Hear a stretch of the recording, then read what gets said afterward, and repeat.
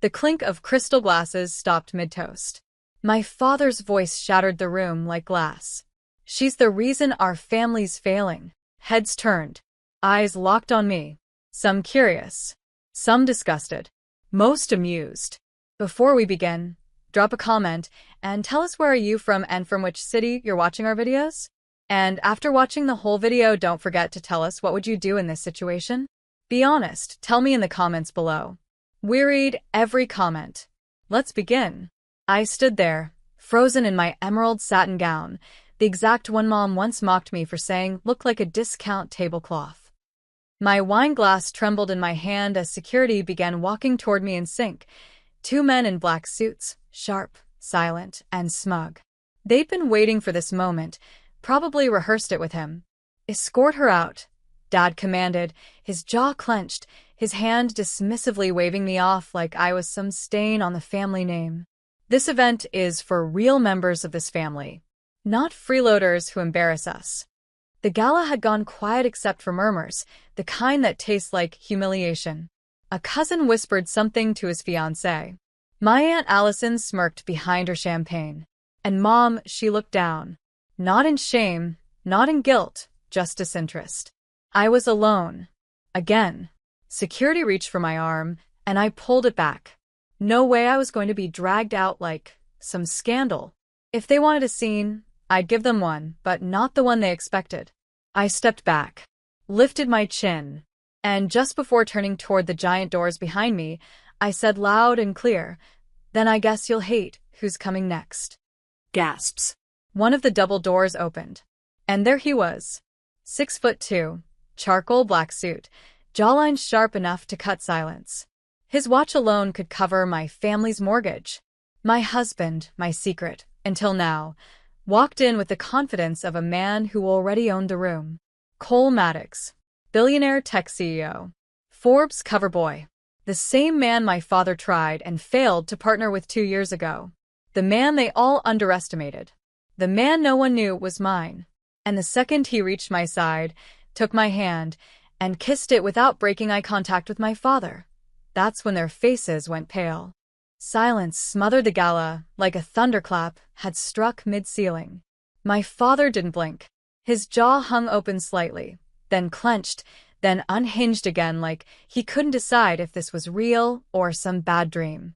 Cole turned to the crowd, gave the room a polite nod, then leaned down slightly and whispered in my ear, loud enough for my father to hear. "Is this the part where we smile, or burn it all down?" I didn't answer. I didn't need to. The whispers turned into murmurs, the murmurs into rustling. Chairs scraped the floor as people adjusted in their seats to get a better look. Some even stood. The Maddox name didn't just carry weight, it commanded attention. "What's going on?" Aunt Allison asked, already regretting her words. Cole smiled like a man with secrets. "My wife and I were just leaving, but it seems we walked into a family celebration. Or was it an ambush?"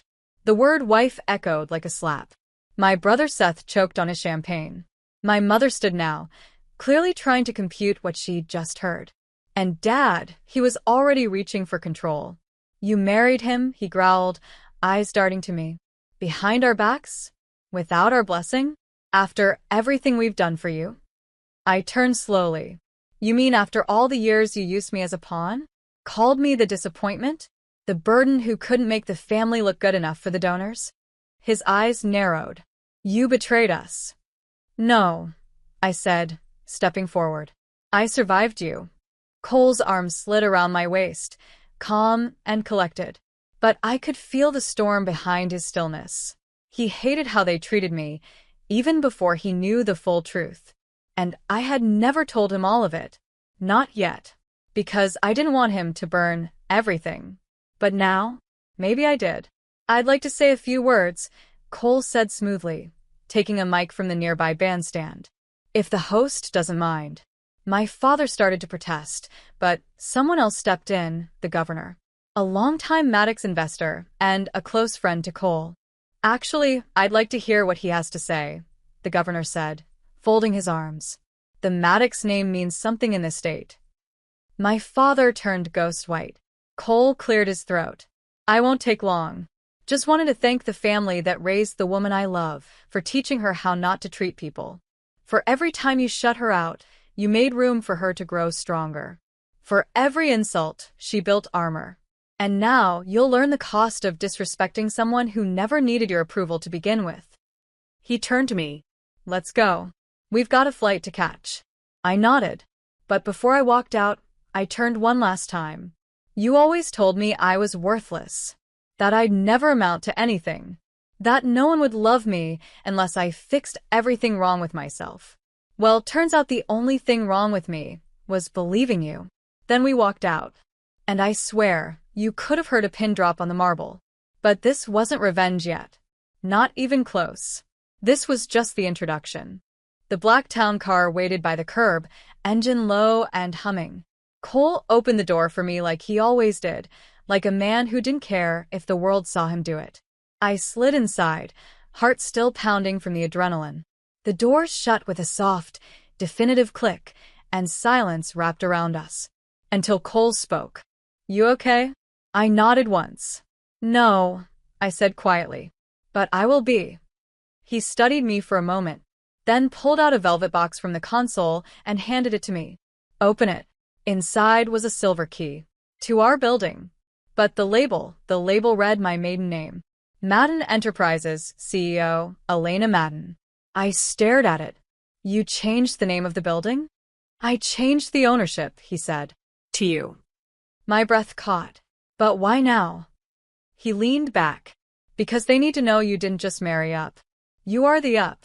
I wanted to wait, but they humiliated you publicly, and I don't let that go unpunished.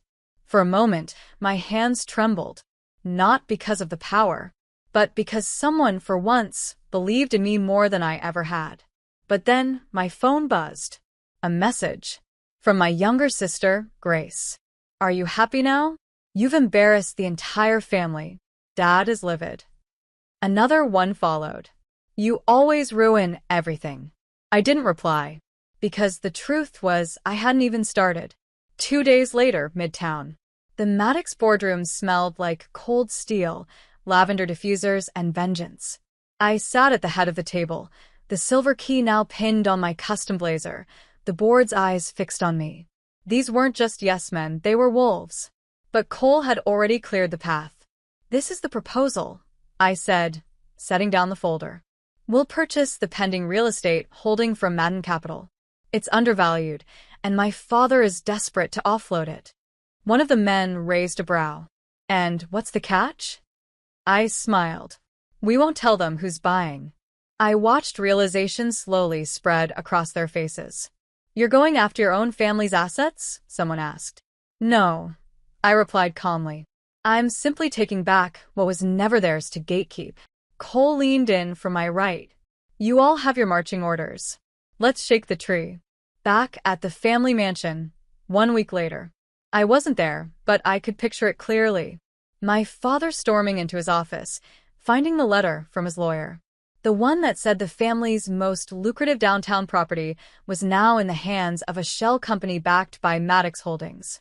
He must have turned red, then pale, then screamed. But what he didn't know, that property was about to be renovated into a free public resource center under my name. No profit, no investors, just a symbol that I could do good without them, and they could do nothing about it. I wasn't playing their game anymore. I was writing a new one, but every revenge story has a twist, and mine came the night I found out what Grace had done. It started with a voicemail. Hey, Elena, it's Aunt Ruth. I don't want to get in the middle, but your sister, Grace, she's been talking to someone, a reporter, about you, about your marriage, about secrets she says she knows. Be careful. The line went dead, and for the first time in days, my fingers went cold. I'd underestimated her. Grace wasn't just jealous. She was dangerous. And I had just declared war. I always knew Grace was bitter. But I never thought she'd sell me out to a gossip rag for a taste of attention. 2 days after Aunt Ruth's call, my inbox exploded. Not with emails from clients or associates, but links, screenshots, tabloid headlines, secret marriage scandal. Billionaire's wife was a family outcast. Elena Madden faked her way to the top. Insiders claim her marriage was a business deal. They used pictures from years ago, ones Grace could have only pulled from private family cloud accounts. One showed me at a low point, crying outside the old family estate after my father denied me a job at his company, saying I wasn't built for business. Cole found me reading the article alone in the kitchen, one hand clenched so tight my nails left marks on my palm. "She used my worst moments," I whispered. He stepped beside me, calm but firm. "Then you use your best." I looked up. "She wants to ruin my name." He nodded. "So, you remind the world who gave it value." 2 days later, a televised gala appearance.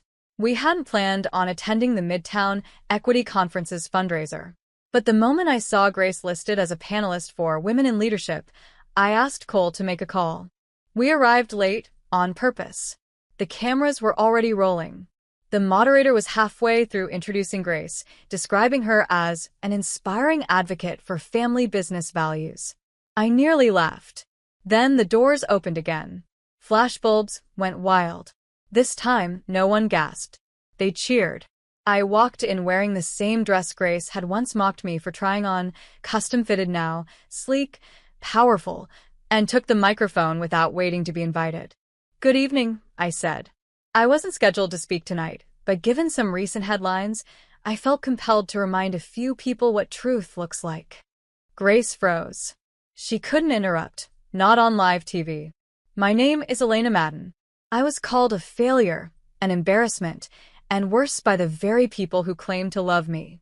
And when I finally stepped away to build something for myself, I was branded a traitor." I glanced at her. But here's what they won't tell you. The only betrayal that ever mattered was surviving theirs. I walked off before applause could begin. Let her sit in that. Let her burn in it. Later that night, our penthouse. Cole stood on the balcony, whiskey in hand. I joined him with a mug of tea, staring out at the skyline. The world felt quieter after what I'd done. But my mind wasn't quiet. "You think she'll come at us again?" I asked. He shrugged. "Grace doesn't know when to stop. But she also doesn't know you've already won." I stayed silent. Then, "There's something I never told you." He turned toward me. "I once loaned her money. Before you. Before any of this. She said she needed it for school. Turned out it was for a getaway trip with her ex. I never asked her to pay me back, but I knew then that she'd sell me out someday." "Why didn't you say anything?" he asked softly. "Because I didn't want you to hate her like I did." He put down his glass. "Elena, you don't get it. I don't hate her." "You don't." "No," he said. "I just don't think about people that far beneath you." But Grace wasn't done. 3 nights later, someone tried to hack into Cole's financial records. An IP trace confirmed it. Grace had gotten into the building Wi-Fi from a borrowed laptop at a Midtown cafe. We caught it in time. Nothing was stolen. But it told us one thing. She wasn't just trying to humiliate me now. She was trying to destroy him too. And that was war. I didn't scream. I didn't storm into her apartment or trash her online. No. Grace wanted chaos. So I gave her clarity. We filed a restraining order. Quietly. We pressed charges for digital theft. Silently. And then I made the final move, publicly. The final strike, at the Madden Legacy Gala. My father still held the annual event, even after the scandal, even after the failed real estate deal. He had to keep up the illusion of power. The ballroom looked the same. Velvet ropes, marble floor, pillars dressed in light. But this year, there were whispers long before I arrived. No one said it outright, but I knew what they were thinking. Would she come? I wasn't listed. I hadn't RSVP'd. But I had a key. I entered alone. No Cole. No entourage. Just me. The room quieted before I even reached the steps. Grace was standing next to our father. And when she saw me, she smiled. A small, venom-laced smile, like she knew something I didn't. "Don't bother," Dad said loud enough for everyone nearby to hear. "She's not on the guest list." I didn't blink.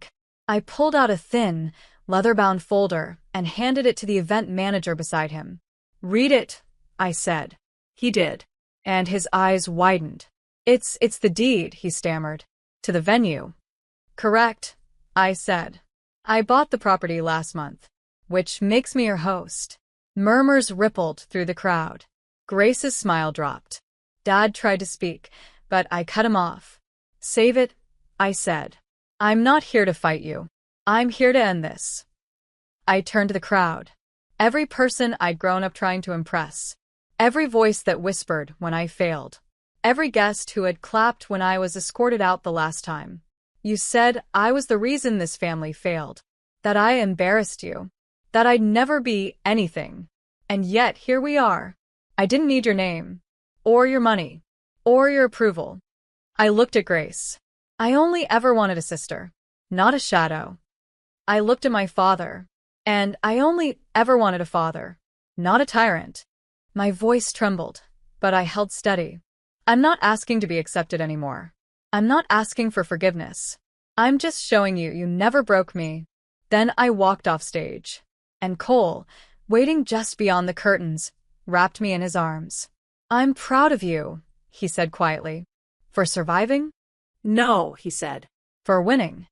Epilogue. 2 months later. Grace took a deal. No jail time. Just a hefty fine, mandatory therapy, and a full public apology, written by her lawyer and read on a podcast no one listened to. Dad's company was under investigation for financial misconduct. Nothing connected to me, but poetic enough. And as for me, I launched a scholarship for women who had been cast out by their families, who were told they weren't enough. The first recipient was a girl who reminded me of who I used to be. Quiet. Nervous. Unseen. But not for long. If this story hits you even a little, just hit that like button. It helps more than you think. Don't forget to subscribe if you've ever felt this kind of pain. You're not alone.